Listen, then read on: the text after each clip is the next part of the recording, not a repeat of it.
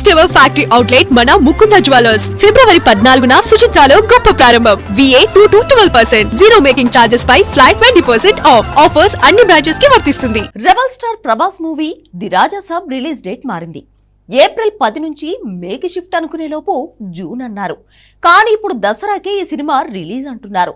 నిజానికి July end లో release చేయాలనుకున్నారు. దీంతో ఆగస్ట్ లో man of masses NTR movie war 2 తో పోటీ ఉండొచ్చు అనుకున్నారు. ఇంతలో సీన్ దసరాకు షిఫ్ట్ అయింది. అంటే అబ్బాయితో మిస్ అయిన వార్ తన బాబాయ్ బాలయ్యతో ఉండేలా ఉందా?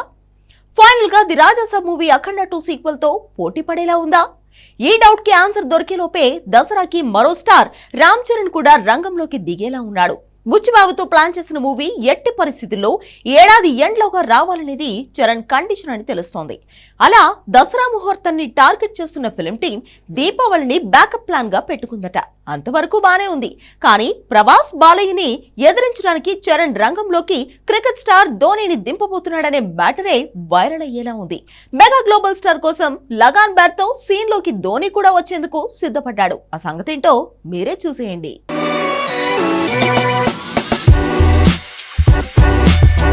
రెబల్ స్టార్ ప్రభాస్, నటసింహం బాలయ్య, గ్లోబల్ స్టార్ రామ్ చరణ్ ఈ ముగ్గురు ఎప్పుడూ బాక్సాఫీస్లో పోటీ పడలేదు. పోటీ పడ్డానికి ఈ ముగ్గురు చిన్న కటౌట్లేం కాదు.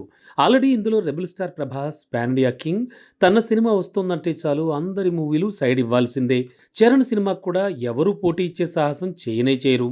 కారణం తను కూడా పాన్ ఇండియా స్టారే. అంటే ఒక హీరోకి భయపడి మరో స్టార్ తన సినిమాను సైడ్కి పెట్టడం కాదు.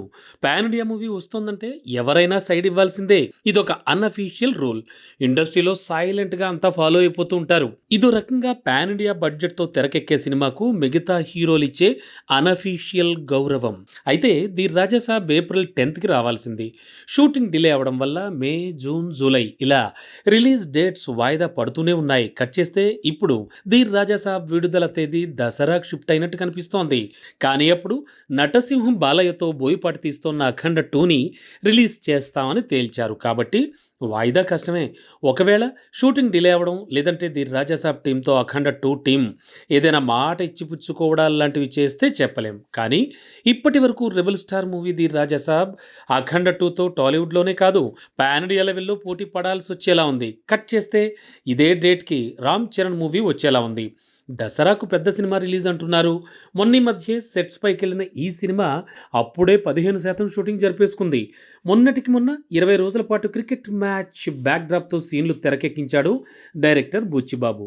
సరిగ్గా ఇక్కడ విచిత్రం ఏంటంటే చరణ్ చేస్తున్న మూవీ శ్రీకాకుళం బాహుబలి కోడి రామ్మూర్తి బయోపిక్ కాదు. అలాని లగాన్ స్టైల్లో పూర్తి స్థాయి క్రికెట్ మూవీ కూడా కాదు. కానీ ఇందులో 30 నిమిషాల పాటు క్రికెట్ సీన్స్ ఉంటాయని తెలుస్తోంది.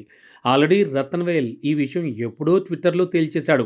అయితే ఇక్కడ సినిమాలో ట్విస్ట్ ఏంటంటే ఇందులో 15 నిమిషాల పాటు మాజీ Indian cricket team captain MS Dhoni guest role చేయడం. అంతేకాదు దసరా రిలీజ్ని కేవలం ఆప్షన్గానే పెట్టుకున్నారట. దీపావళికి పెద్దిని రంగంలోకి దించేలా ఉన్నారు.